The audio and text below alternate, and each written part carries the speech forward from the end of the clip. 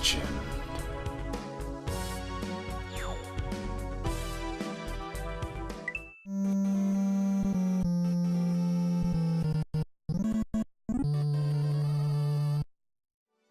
Mega Man, known as Rockman in Japan, was released in 1987 for the Nintendo Entertainment System. This legendary game would, in the years following its release, become a synonym for action platformers and start a franchise that would feature many different iterations of the titular hero and span countless genres of gaming. With fun mechanics and challenging gameplay, the Blue Bomber Buster Cannon his way into platform gaming history and subsequently, our hearts, despite initial lackluster sales and perhaps one of the most cringy covers ever made. So what makes Mega Man so special? Let's find out in this mega episode of Games of Legend. Mega Power Activate! My E-tanks are full and my buster's charged. Let's get to it. Why is my suit pink? In the futuristic past of 2000X, the evil Dr. Wily hijacked 6 powerful construction robots from his former colleague, Dr. Light. He uses these 6 robot masters, in addition to his own mass-produced robot minions, to further his aims of taking over the world. Dr. Light then repurposes his humanoid helper bot, Rock, into a one-man Wily-stopping machine called Mega Man. Mega Man, with his ability to assimilate the abilities of other robots, sets out to shut down the out-of-control robot masters and put an end to Wily's dastardly plans. While the plot is fairly simple, the story of the first Mega Man game would set a framework for most of the Mega Man games that followed, as well as the theme of technology gone awry being prevalent throughout the series. The iconic look of Mega Man and his world was originally created by Akira Kitamaru and given artistic life by renowned artist Keiji Inafune and team. The anime look of the characters is well represented in the 8-bit sprites, with each character looking unique and possessing their own individual personality. The bosses themselves are probably my favorite part, the movements and design of no two bosses looking the same. The level design also does a good job in capturing the feeling of each boss, each area looking like a place that the boss characters actually belong in, such as the power plant look of Electman's stage or Gutsman's level looking like a futuristic rock quarry.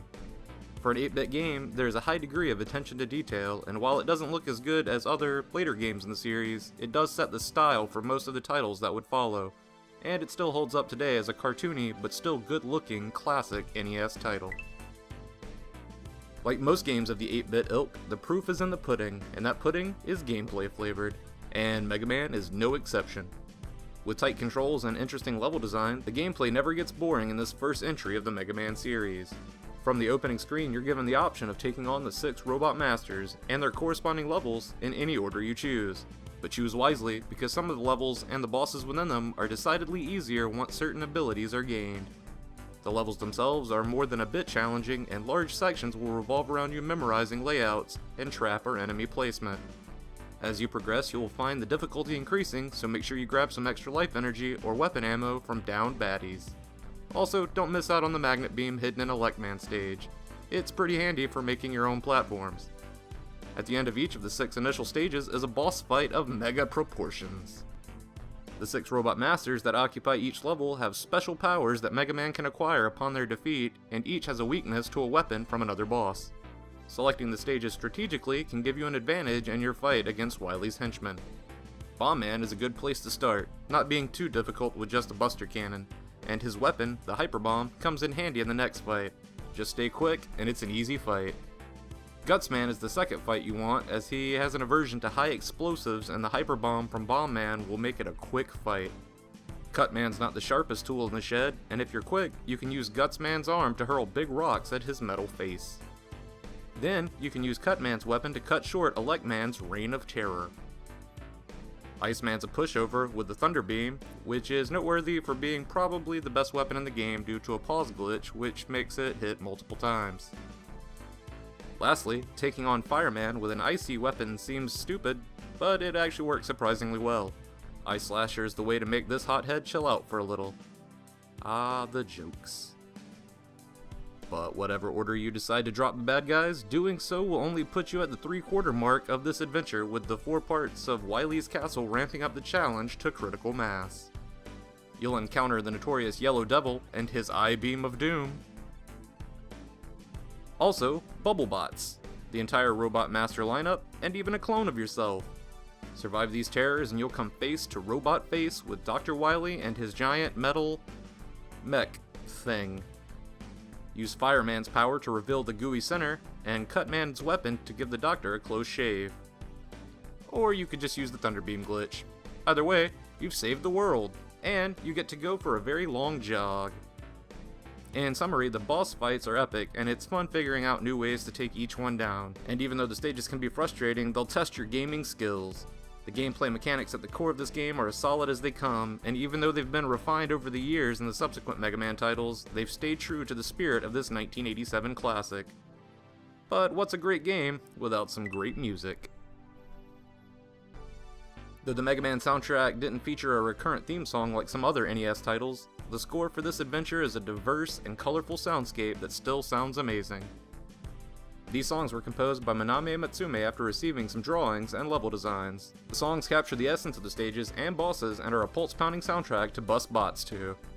But before we jump into the stage songs, let's take a listen to the clip for the Stage Selection Boss Showcase. It's short, but probably one of the most recognizable clips in gaming history.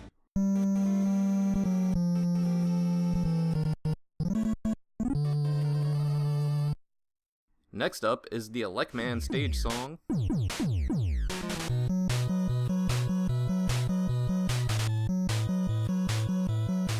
Or how about Cutman stage song?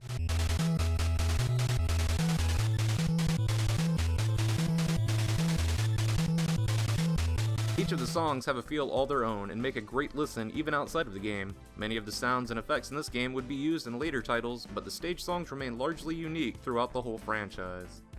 These songs are 1987 in an audio file, and I love it. It might not have been the first action platform game, but the original Mega Man certainly took the genre to a new height, with subsequent series entries including the Mega Man X and Z titles building on the foundation built in this entry. Even if you've never been a fan of the Blue Bomber's heroic antics, there's no denying that his impact across genres and across generations of gaming platforms is extensive. This game was the start of a dynasty and established Mega Man as an icon of gamedom. It was fun, and hard as hell, and more than worthy of being a game of legend. Thank you guys for watching. If you want to take down Wily quick and easy, check out my friend Doomyard's quick guide on the first Mega Man game. Also, subscribe and stuff.